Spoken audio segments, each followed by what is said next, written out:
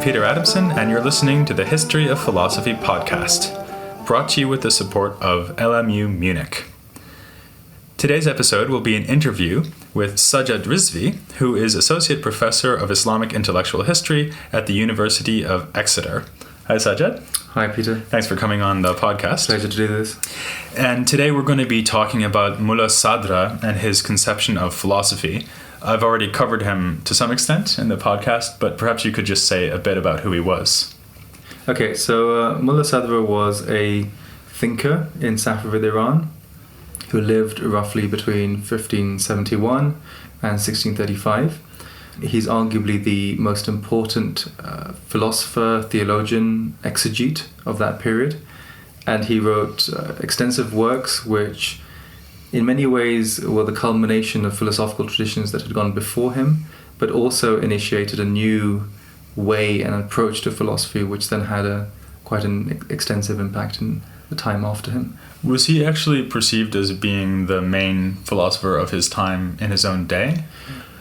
Not necessarily, although within a few years of his death, we do have some contemporaries, later contemporaries, referring back to him, not always in a very complimentary manner, partly because by the later part of the 17th century, the study of philosophy was much more contested than it was in his time.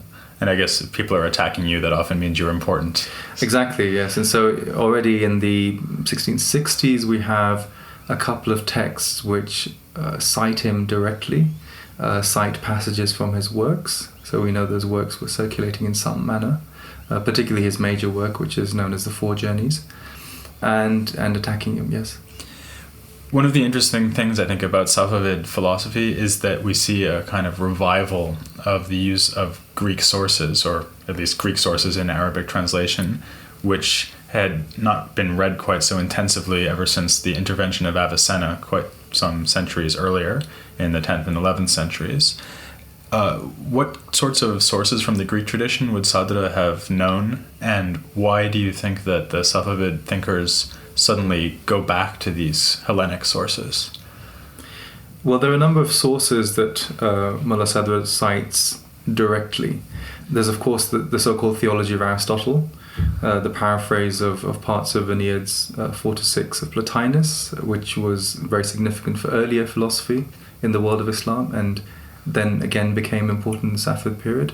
And we know this because we have so many copies of manuscripts of the text from that period. We have commentaries on the text from that period. We have arguably 2 Persian translations of the text in that period, and extensive citations in the works of Mullā Ṣadrā and others. So that's probably the most important work. And this is just a reflection of the fact that this is arguably the most important work from the Greek heritage in Islamic philosophy anyway. Does it actually happen that the theology of Aristotle edges out Aristotle, so they would think of the theology as the most important thing Aristotle wrote? Absolutely, insofar as quite often Mullā Ṣadrā and others who are contemporary to him would, for example, say Aristotle said, and the quotation actually is from the theology of Aristotle. They thought it was by Aristotle. Absolutely, yeah. I mean, there were some people before him and also at his time who, well, they didn't necessarily see Aristotle as the author, or they recognized that the theology of Aristotle was a work from the Platonic tradition. So we do have sources before Mullā Ṣadrā which, for example, say Plato said, and the quotation comes from the theology of Aristotle, which is quite interesting. And one of those people, for example, was Suhrawardi in the 12th century who does that. And there's certainly a recognition that Aristotle fits within a Platonic tradition. But yes, it was broadly the case that they thought the theology of Aristotle was a work of Aristotle's. Okay, so what other sources then are they using besides the theology? From the Greek tradition, there are a number of other minor works, the sort of minor Platiniana Arabica. So you have the sayings of the Greek sage. Some of those excerpts, which of course are from Plotinus, are given. Some of the excerpts from the Book of Pure Good, which is of course paraphrased from Proclus, that's sometimes cited.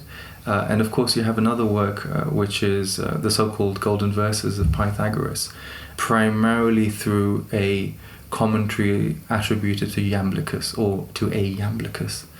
And we know this text was quite important in the period, and if you look at the modern edition of that text, it's primarily based on Safavid manuscripts. These other works are important because it gives you an idea of the sort of taste that Safavid thinkers had in the Greek tradition. This was very much a taste for late Neoplatonism. So it's really almost as if we're back to the 3rd, 4th, 5th century AD here in the 16th, 17th century in Iran.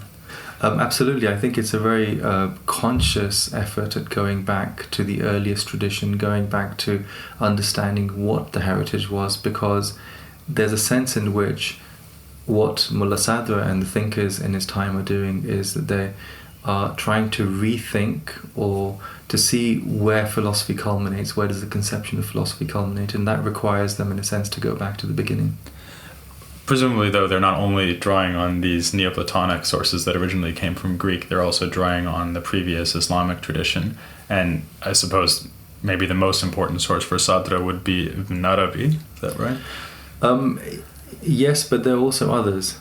So in terms of a lot of the ideas that Sadra has, which indicate a monist tendency, and a lot of his ideas about the nature of the soul, certainly Ibn Arabi and the school of Ibn Arabi, so the commentators on Ibn Arabi such as Qaysari are very important. Then of course there are the works from the peripatetic tradition or the Avicennan tradition itself, and there what is quite interesting is that he cites extensively Fakhruddin al-Razi through the Eastern discussions. And he cites that text as a exemplar of what the peripatetic tradition says on all sorts of issues. And we already know from some recent studies of how important Razi was for the conceptualization of philosophy in the later period.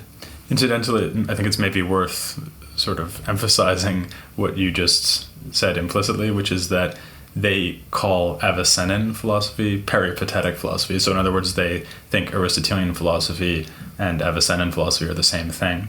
Yes, I think that's very clear and that's very explicit, in fact. So they definitely see Avicenna as modifying and taking forward the peripatetic project, and then that's expressed through, of course, his own works, such as The Cure, but also the works of his direct disciple, Bahman Yar, and then, of course, the work of Razi, the early Razi, perhaps. It's quite ironic, isn't it? Because they think Aristotle is Plotinus, and then they think Avicenna is Aristotle. Yes, but actually what's interesting is that Sadra makes a distinction. So there are at least a couple of passages in his major work, The Four Journeys, where he actually says Aristotle is superior to Avicenna, because the Aristotle that he's thinking of is one which is mystically inclined, i.e. Plotinus. And he says that one of the problems with Avicenna is that because he didn't have that sort of mystical taste, he was a lesser thinker than Aristotle. All of this is quite reminiscent in a way of Ghazali, because when Ghazali wrote his famous Incoherence of the Philosophers, he speaks fairly indiscriminately of the philosophers and attacks the philosophers, but by that he basically means Avicenna. And one of the things he does is to identify three areas in which the philosophers fell into unbelief. One is the eternity of the world, which they endorse wrongly. Another is God's knowledge of particulars, which they wrongly deny. And the third is the resurrection of the body, which they again deny. And Sadra, because he, in a sense, wants to champion philosophy, he's actually got a stake in defending philosophy against these three charges. But I guess that his goal would be to show that philosophical arguments can be given to defend the correct view on each case. So the non-eternity of the world, the fact that God does no particulars, and the fact that the body is resurrected. Is that roughly right? I think it is. In fact, it would be fair to say that a lot of later Islamic philosophy, basically after the 14th, 15th century in particular, is concerned with trying to respond to these theological attacks. And that's partly because what happens to the course of philosophy and theology in the medieval period. So to a large extent, a number of philosophical ideas are then incorporated into theology. but that also leads to theology, by which I mean kalam. The kalam tradition actually becomes far more sophisticated, but also more important in the study that you have in the seminaries. So because of that, there is this need for those who are primarily interested in philosophy, by which they were talking about hikmah and not falsafa, not Greek-inspired philosophy in the early period. They felt the need to respond to these theological accusations and felt that they could make a case for why it was that philosophy was still the supreme science, and that philosophy was still the best place to articulate theological arguments. And so did they actually think, okay, well, there are two things here. There's kalam, which is, let's say, theology, and there's hikmah, which is, let's say, philosophy, and you've actually got a choice about which one to do. So they don't think that kalam and philosophy are just fused into one single tradition. I think there was a sense in which kalam and philosophy, generally understood, is fusing, insofar as the kalam texts were incorporating philosophical sections, particularly the preliminary sections in the texts, which talked about the nature of existence and knowledge. But there's still a sense in which kalam, just as falsafa, is considered to be a lesser type of inquiry, as opposed to hikmah. And there are reasons related to method, there are reasons related to the scope of the science and so forth, which mean that they want to champion hikmah over these. And they want to, in a sense, take away from the claims that some of the kalam thinkers were making for the significance of their particular discipline. So I think that is definitely happening in that period. So it's really about reorienting notions around the hierarchy of the sciences, the classification of the sciences, which is going on in the period, and that ultimately involves, in a way very similar to Avicenna, a complete sort of eclipse of kalam. Right. Okay, so let's look at some of these challenges that came from kalam, and in particular Ghazali, to the philosophical tradition, and start with the eternity of the world. What does Sadra say about this issue? Right. So Sadra's writing at a time in which, broadly speaking, most theologians and arguably most philosophers think that there is in a sense, an impasse between two very different positions. One is, of course, that the world is created and it's created in time, and this account is somehow more faithful to the scripture, and that certainly seems to have been Ghazali's position, at least in the Incoherence, perhaps not in some other texts. And the other position, of course, is that the cosmos is a natural and logical progression from, an emanation from, a superabundantly good one, which is a source of everything, and that basically means that there cannot be any role for divine volition, divine choice, divine creation, as we would normally understand that. Sadra wants to, in a sense, have it both ways. He wants to have a cosmos which always has been, and which is a product, almost a natural product, of the existence of the Divine One, but also one in which there's a space for the divine to constantly intervene in the universe, into the cosmos, in a process of continual or renewed creation, as the term goes. And this concept of renewed creation partly goes back to Ibn Arabi, in fact. The term in Arabic is khalq jadid, which you find in Ibn Arabi. And he does it through this conception that he has that substances, which are the basic, in a sense, building blocks of ontology of the cosmos, are constantly in process of motion, and they're in constant process of becoming, and at every level of becoming there is a direct connection between them and divine causality. So it's God which facilitates the becoming of each of these substances. So every substance, beginning from the most basic material things such as rocks, all the way through to the most intelligent humans and beyond, are in this process of a path towards the divine, and in the process of becoming perfected. And at each stage of that becoming perfect, it is God who actively is facilitating this. So the thought then would be that you've got this, I guess, endless process, so a process that's been going on forever, Yes. But there's no stability or fixity to it because everything's constantly being called back towards God or moving towards God. Sure. And so there's a sense in which things aren't eternal because they're subject to change. And in fact, some kind of radical change, right? Changing in their very being as they move back towards God. But on the other hand, it doesn't matter so much how long this has been happening. So the key thing is not that there was a time at which everything started to exist. The key thing is that everything is in a kind of flux as it moves towards God. Absolutely. It's the whole idea that there is fundamentally a singular reality or singular existence, but also in a dynamic process. And that dynamic process has always been. It has always been in this process of unfolding. Now, of course, one of the reasons why this is quite radical is because if one goes back to Avicenna and of course other thinkers before him, they would think that the idea of motion as substance is a bit odd.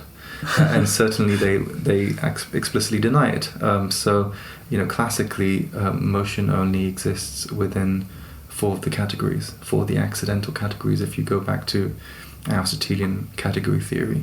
And this is something that Sadra is denying partly because of the way in which he's conceiving of the totality of existence as unity. So for him, fundamentally, the reason why substantial motion is important is because of Sadra's views on the nature of existence. That existence is the primary thing, in a sense, ontologically. It's what binds everything together. It's what defines the continuity of what is in existence and in reality. So what that basically means then is that for change to happen in a particular category or an accident, it can't really be the case that it can happen on its own, because accidents really don't have any existence on their own. Accidents can only exist within substances. And substances themselves are changing exactly all the time. So that's why substances themselves have to also change. Right. It's not just the category of quantity or quality that is changing, but it's changing because the very substances. And the classic example, of course, that he uses, which is a very old one, is how does the human develop from the embryo to the old man? And his argument is this is not just about accidental changes at different stages of life, the form in which that human is presented, but rather because the very substance of that human is changing. Okay, let's move on to the second topic then, which was God's knowledge of particulars. And roughly the problem here was always Aristotle thinks that when you know something, it's because you have a grasp of some kind of universal truth. And since God is supposed to know everything, he should also have grasp of universal truth. But, for example, he doesn't have sensation, like a visual faculty, which is what we use to grasp the particulars that fall under those universals. So the suspicion that you find in people like Avicenna is that God only knows universals. And then the puzzle is whether you can also find a way for him to know particulars as well. So could he know Sajjad as well as knowing the universal man? What does Sadra have to say about this? I think there are two ways that Sadra tries to deal with it. One is to go back to this whole issue of what do we mean by perception, and even sense perception. So ultimately, when he's talking about sense perception, he's not talking about the physical senses perceiving or grasping something from an extra-mental object, but rather he sees perception, including the senses, as directly related to the functions of the rational soul itself. So it's ultimately the rational soul which is seeing, tasting, feeling, hearing, and so forth. And everything that exists, in a sense, outside of the human is really different types of preparations for how it is that the soul makes sense of it. So ultimately then, everything in terms of perception is somehow happening internal to the soul, but it also means that what that rational soul is then grasping are actually particulars. They're not universals abstracted from extra-mental objects. For instance, if I look at you and I see you right now, listeners, you can't tell, but he is here visually as well.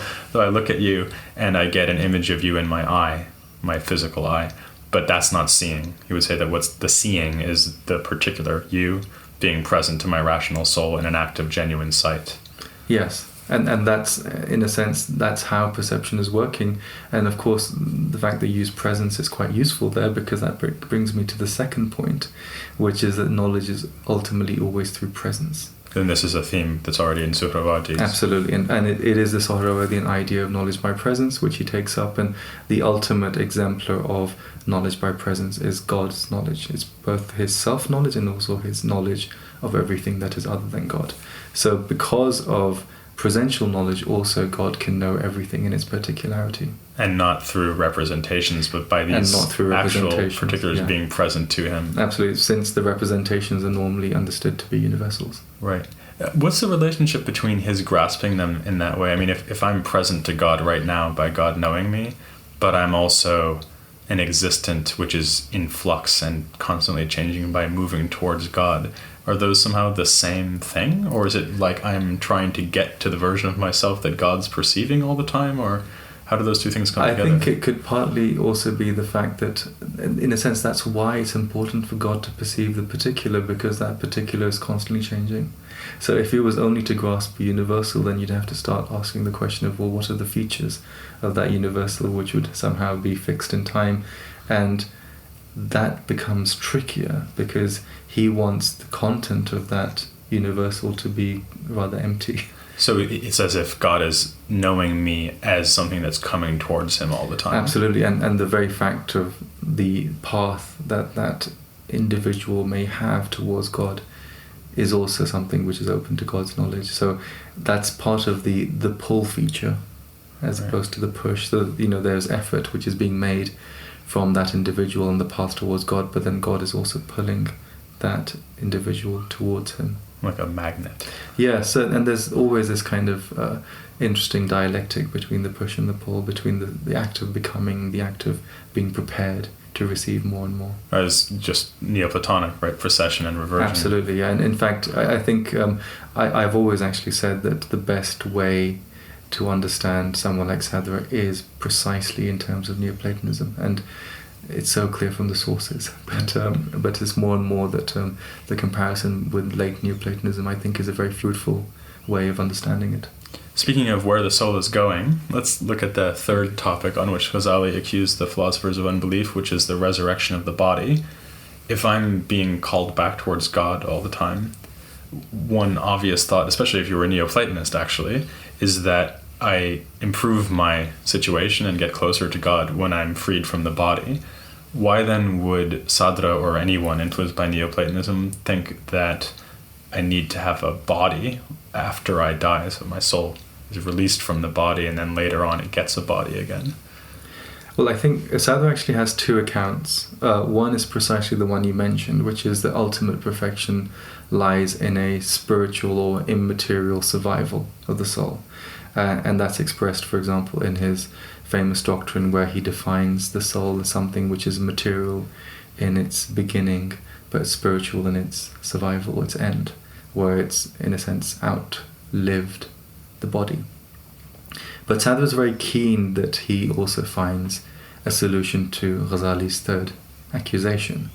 And so for him, what constitutes the body of the afterlife is a very significant one. He has to deal with this problem of how does God resurrect bodies without just saying, well, that's what it says in the scripture, which would be an easy solution. And in fact, that's what Avicenna, for example, at one point says. That's what the scripture says. We can believe it, but I can't prove it.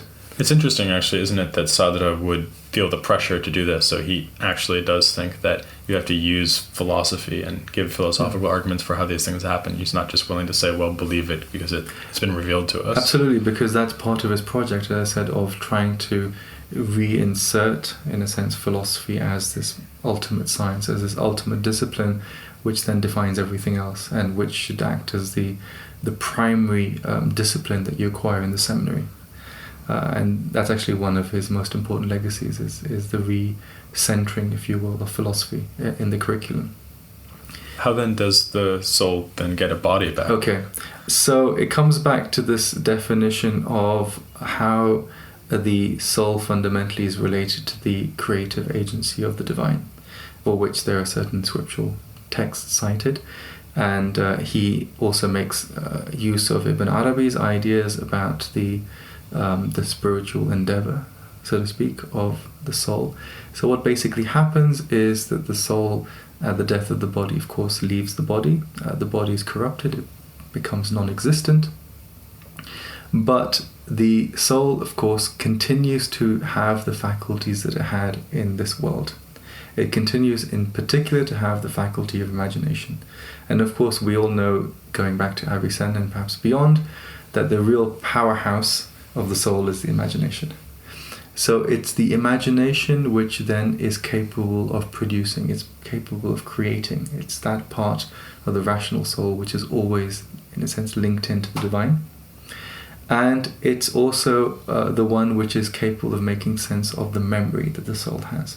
So the soul, of course, has the memory of the person or the body to which it was attached, and it uses that memory of the body to then produce a new body which resembles, which is recognizably the same as, for example, Sajjad, as he was when he was still alive, but it recreates it in a perfect manner.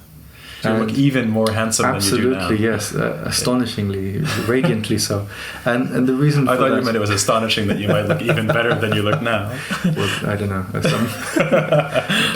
But certainly the idea that that people in the afterlife, certainly those who've been good, are then placed in a perfect form in paradise is, of course, something which is scriptural.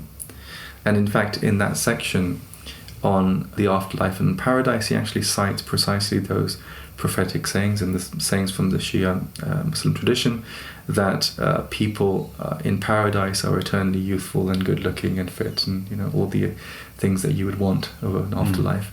And that's precisely because it's the imaginative faculty of the rational soul which has survived, which has then produced this, because it's what, in effect, is acting as the instrument of divine creative agency. Finally, let me ask you something about Sadra's afterlife, as it were, which is what happened to him after he died, or rather what happened to his works. What was his intellectual legacy in the Safavid period and beyond? I think his legacy is very important. His legacy continues. In fact, today, the ideas of Mullā Ṣadrā are probably dominant in the Shia seminary, particularly in Iran. That's still the case. You still have TV programs in Iran on Sadra's philosophy, on far more obscure ideas than we've discussed today. But in the immediate aftermath, what happened was that there was a legacy in Iran, and that took a while to kick in. It really is probably in the later part of the 18th century that people start teaching his texts, writing commentaries and glosses on his works, partly because the philosophical curriculum remained centered upon Avicenna for quite a while. But it's probably the case that already from the earlier part of the 18th century, when people were teaching Avicenna, they were doing so through a Sadrian prism, so to speak. In India, of course, he had a massive impact, and this is primarily through his work, the commentary on the guidance, the work of Abhari in the 13th century. And this was adopted as a school text from arguably the end of the 17th, certainly the 18th, early 18th century, and it was extensively glossed upon, so much so that in India around 100 odd commentaries were written on Mullā Ṣadrā's commentary from the early 18th century all the way through to the early 20th century. So his work then became the basic core of the philosophical curriculum in India. And it actually was significant in this production of a new curriculum in India, which was known as the Dars-e-Nizami, established in the middle of the 18th century, which I guess you might deal with in a later episode. And the significant thing about the Dars-e-Nizami was its significant championing of philosophy as the ultimate science of the seminary, and privileging the rational sciences over the scriptural ones. It's interesting, isn't it, that just as Avicenna had pushed Aristotle out as the main philosopher to whom everyone responds, now we have Sadra, at least in these realms, pushing Avicenna out and becoming the main philosopher. Yes, and so far as really in the later period, both in Iran and India, when they really are talking about philosophy or the philosopher. Increasingly, the default understanding is Mullā Ṣadrā. Right. Well, it is in fact exactly these later developments that I'll be starting to look at next time. For now, I'll thank Sajjad Rizvi very much for coming on. Thank you for having me. And please join me next time for Philosophy in India, here on the History of Philosophy Without Any Gaps.